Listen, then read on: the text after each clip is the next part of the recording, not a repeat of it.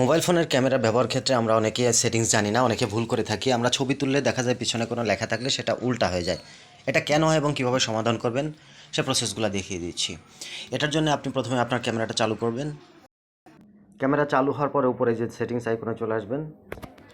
সেটিংয়ে আসার পরে এখানে দেখেন এই যে মিরর সেলফি এটা যে আমার এখানে অফ আছে। আপনারটা যদি অন থাকে অফ করে দিবেন। এটা যদি অন থাকে তাহলে আপনি যদি ছবি তোলেন তাহলে ওই পিছনের যে লেখাগুলা সেগুলো দেখবেন যে আবার উল্টা হয়ে গেছে। তো এটা অফ থাকলে এই সমস্যাটা আর হবে না। তারপরে এখানে আরও যে সেটিংগুলো আছে সেটার মধ্যে যে ফটো সাইজটা এখান থেকে আপনি করে নিতে পারবেন আপনার মন মতো। আপনি এখানে যে সাইজ চান, 4:3 চান, না ফুল চান, না ওই যে 16:9 চান, নাকি 1:1 চান, এখান থেকে আপনি যেটা সিলেক্ট করতে চান সেটা আপনি আপনার মতো আপনার ছবির সাইজ হিসাবে আপনি এখান থেকে সেট করে নিতে পারবেন। সেটা ছবি তোলার আগেও করতে পারেন অথবা ডিফল্ট হিসাবে যে কোনো একটা আপনি এখানে সেট করে রেখে দিতে পারেন।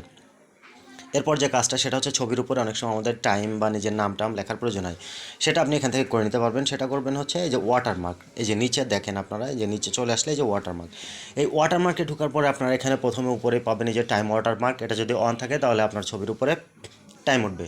তারপর মডেল ওয়াটারমার্কটা যদি আপনি চালু রাখেন তাহলে আপনার সেটের যে মডেল সেই মডেলের লেখাটা আপনার ছবির উপরে উঠবে। আমি এটা অফ রাখছি কারণ আমি মডেলটা দিতে চাই না।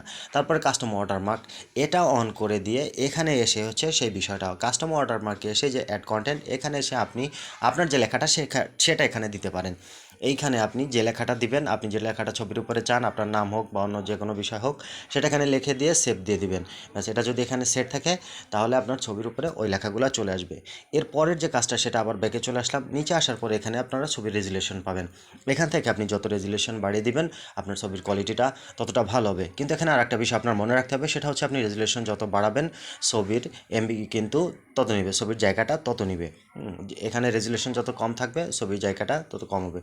তো অবশ্যই আমরা ছবির রেজুলেশনগুলো ভালো চাই, তাই আপনি মোটামুটি যেটা একটা দরকার সেই রেজুলেশনটা দিয়ে দেন। কারণ যদি সেটা অনেক জায়গা থাকে তাহলে সে অবশ্যই বাড়িয়ে দিতে পারেন রেজুলেশনটা। এরপর এখানে আর একটা উপরের দিকে চলে আসলে এখানে আপনার লোকেশন পাবেন। এই লোকেশনটা অন করে দিলে আপনার ছবির লোকেশনটা নেট কানেকশন থাকলে সেখানে সেটা ধরে রাখবে, স্টোর করে রাখবে। আপনি ছবির ডেসক্রিপশনে যদি চলে যান সেখানে ডিটেলসটা যদি আপনি বের করেন সেখানে বিস্তারিত তথ্য আপনারা পেয়ে যাবেন।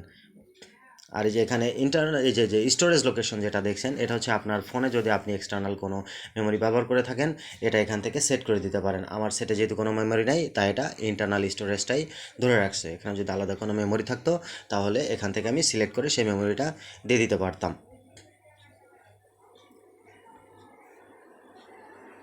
অনেক সময় ছবি তুলতে গেলেও কিন্তু ক্যামেরার সাউন্ডটা কারোর কাছে বিরক্ত মনে হয়, সেই কারণে আপনারা এই যে উপরে সাউন্ড দেখতে পাচ্ছেন এই সাউন্ড এটা বন্ধ করে রাখতে পারেন। ছবি আর যদি আপনি সাউন্ড চান তাহলে এটা অন করে দিতে পারেন। অন করে দিলে ছবি তুললে আপনার সাউন্ড দিবে, আর ছবিটা যদি সাউন্ড বন্ধ করতে চান তাহলে এটা অফ করে রাখবেন।